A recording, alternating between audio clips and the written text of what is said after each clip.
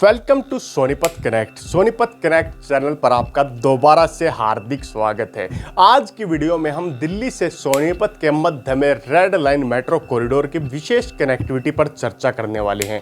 ये नई metro connectivity Sonipat के लिए नए नए औद्योगिक विकास के द्वार खोलने का कार्य करने वाली है और सोनीपत के इलाकों में 2 स्टेशन प्रस्तावित किए जा चुके हैं और तीसरे स्टेशन को लेकर सर्वे काफ़ी लंबे टाइम से चला हुआ है। तो इन फ्यूचर दिल्ली का red line metro corridor Sonipat के लिए सबसे चर्चित मेट्रो कॉरिडोर में शामिल होने वाला है और वर्ष 2028 तक सोनीपत शहर को अपनी खुद की मेट्रो मिलने वाली है। यह बहुत बड़ी बात सोनीपत के लिए है। चलिए आज की वीडियो के माध्यम से रेड लाइन मेट्रो कॉरिडोर जो सोनीपत के इलाकों तक बनाया जाने वाला है उसके बारे में विस्तार से चर्चा करते हैं।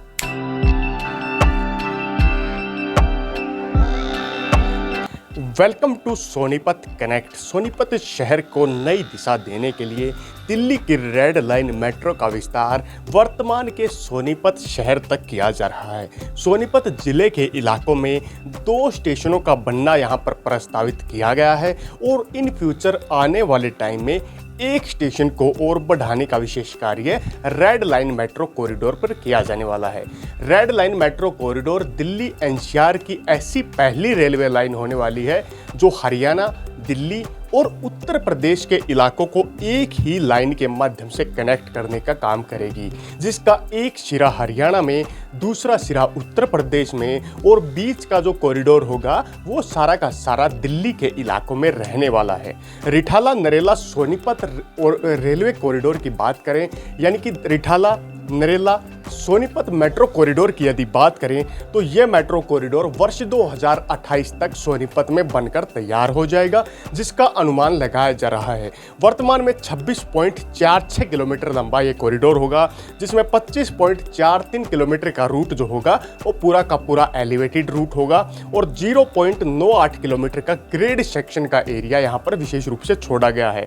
यहाँ पर 22 स्टेशन बनाने का विशेष कार्य होगा और वर्तमान में दिल्ली से सोनीपत के इलाकों तक बनने वाली रेड लाइन मेट्रो कॉरिडोर पर 6,231 करोड़ के खर्च का अनुमान जताया जा रहा है और वर्ष 2028 तक बताया जा रहा है कि दिल्ली से सोनीपत रिठाला कुंडली से के इलाकों तक जाने वाले कॉरिडोर को पूर्ण रूप से तैयार करने का भी विशेष कार्य कर लिया जाएगा।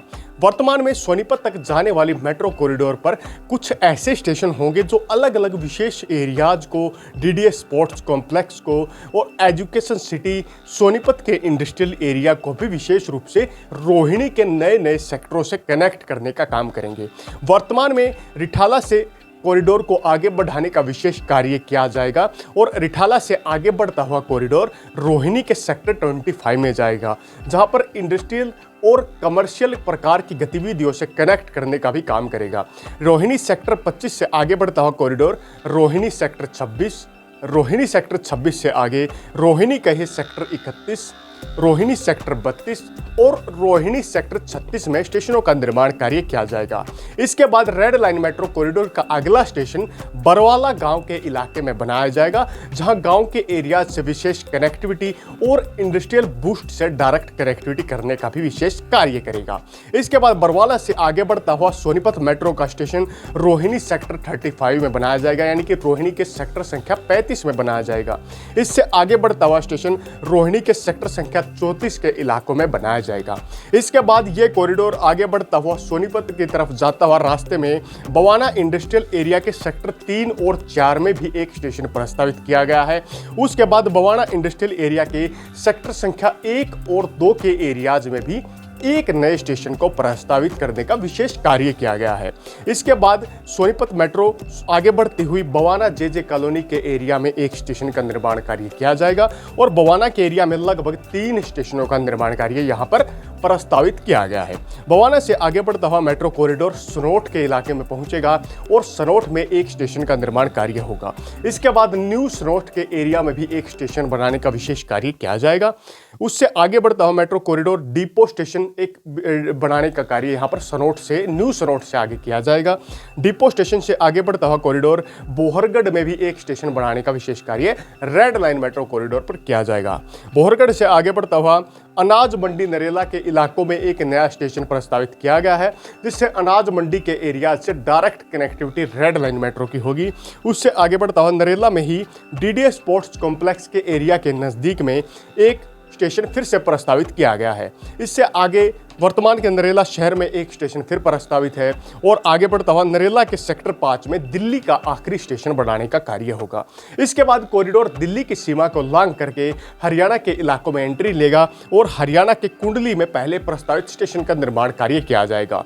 कुंडली से आगे बढ़ा करके नाथुपुर में सोनीपत का दूसरा यानी कि रेड लाइन मेट्रो का आखिरी स्टेशन प्रस्तावित किया गया है। लेकिन सोनीपत के राय की विधायक की डिमांड के ऊपर नाथुपुर से आगे मैन जीटी रोड के ऊपर ही एक नए स्टेशन को लेकर सर्वे चला हुआ है। इन फ्यूचर यदि डिमांड बढ़ जाती है तो वहां पर भी एक स्टेशन प्रस्तावित किया गया है। इस प्रकार सोनीपत में बनने वाली red line metro corridor in future Sonipat के लिए नई नई चीजों के द्वार खोलने का काम करने वाली है और दिल्ली से सोनीपत की डायरेक्ट कनेक्टिविटी रखने का भी विशेष कार्य करने वाली है। इन फ्यूचर आने वाले टाइम में रेड लाइन मेट्रो कॉरिडोर वर्ष 2025 तक अनुमानित सोनीपत के इलाकों में 25 में जब कार्य स्टार्ट होगा तो वर्ष 2028 तक पूर्ण रूप से तैयार हो जाएगा और इन फ्यूचर सोनीपत के लिए नई नई चीज़ों के द्वार खोलने का काम करेगा, जिनमें एजुकेशन सेंटर के अलावा कमर्शियल आर्थिक गतिविधियां, बड़ी बड़ी फैक्ट्री, इंडस्ट्रियल जोन्स और नए नए एरियाज को अपनी तरफ आकर्षित करने का भी विशेष कार्य करने वाला है।